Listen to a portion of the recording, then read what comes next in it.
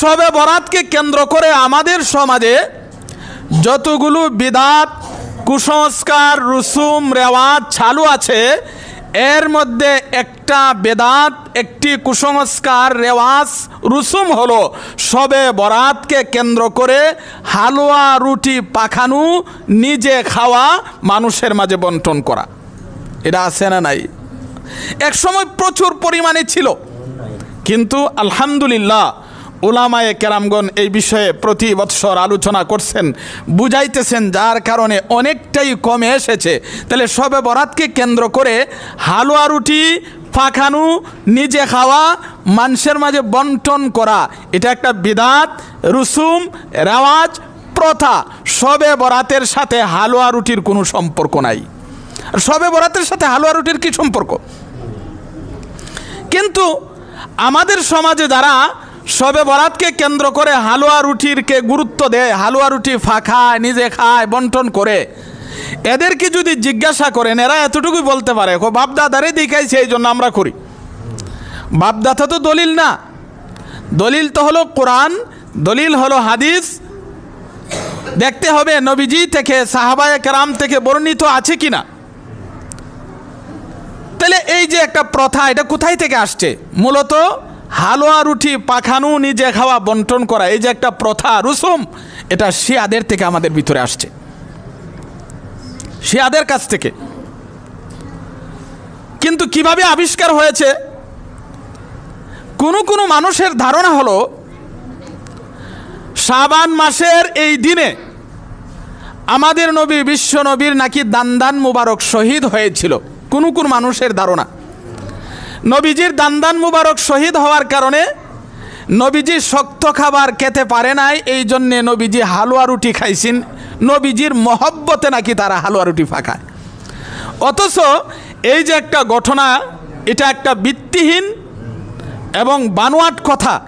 কারণ আমাদের নবী শাবান মাসের দান্দান মুবারক শহীদ হয় নাই, রমজান মাসের পরের মাস শাওয়াল মাসে উহুদের যুদ্ধে নবীজির দান্দান মুবারক শহীদ হয়েছিল।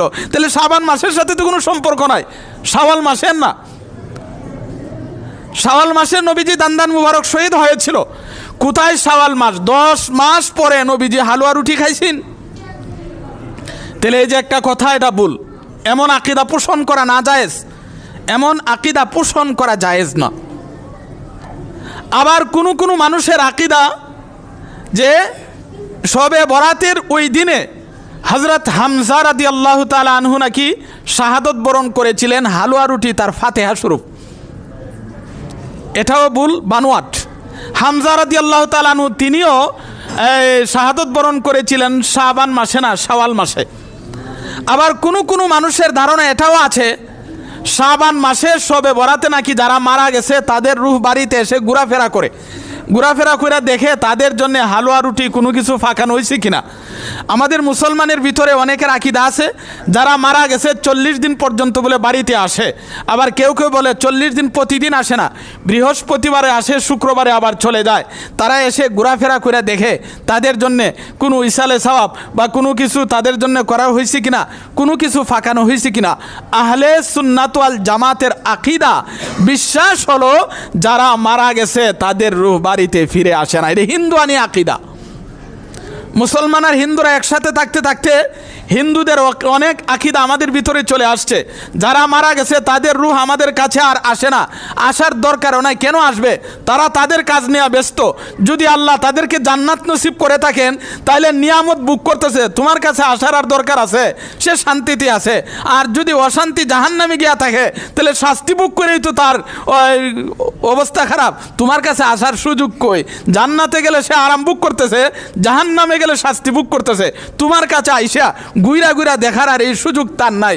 সুতরাং এই আকীদা পোষণ করা, যারা মারা গেছে তাদের রূহ বাড়িতে আসে, 40 দিন পর্যন্ত এসে ঘোরাফেরা করে, অথবা প্রতি বৃহস্পতিবারে আসে, শুক্রবারে চলে যায়, তাদের জন্য কোনো কিছু না করলে তারা বদদুয়া দিয়া চলে যায়, এই আকীদা মূলত মুসলমানের নয়, হিন্দুয়ানি আকীদা। এই আকীদা থেকে আমাদের বিরত থাকতে হবে। আবার কোনো সমাজে হালুয়া রুটিকে এমন গুরুত্ব দেয়, হালুয়া রুটির এমন গুরুত্ব দেয়, ফরজ ওয়াজিব সুন্নতরেও এত গুরুত্ব দেয় না। দেখা যায় আমাদের কোনো সমাজের মহিলারা সারাদিন হালুয়া রুটি নিয়ে ব্যস্ত, রাতেও ব্যস্ত, দিনেও ব্যস্ত, হালুয়া রুটি নিয়ে ব্যস্ত, নামাজ পড়ার সুযোগ নাই, গোসলের সুযোগ নাই, ইবাদত বন্দিগি কোরআন তেলাওয়াত করার সুযোগ নাই, এত গুরুত্ব দিয়ে থাকে। এই জন্য মহতারাম হাজিরিন, এই যে হালুয়া রুটির একটা প্রথা, এটা থেকে আমাদের দূরে থাকতে হবে। এটা কোরআন হাদিসের সমর্থিত কোনো কাজ নয়। আল্লাহ তাআলা আমাদেরকে এই প্রথা, এই রসুম, এই বেদাত থেকে আল্লাহ আমাদেরকে হেফাজত করুন।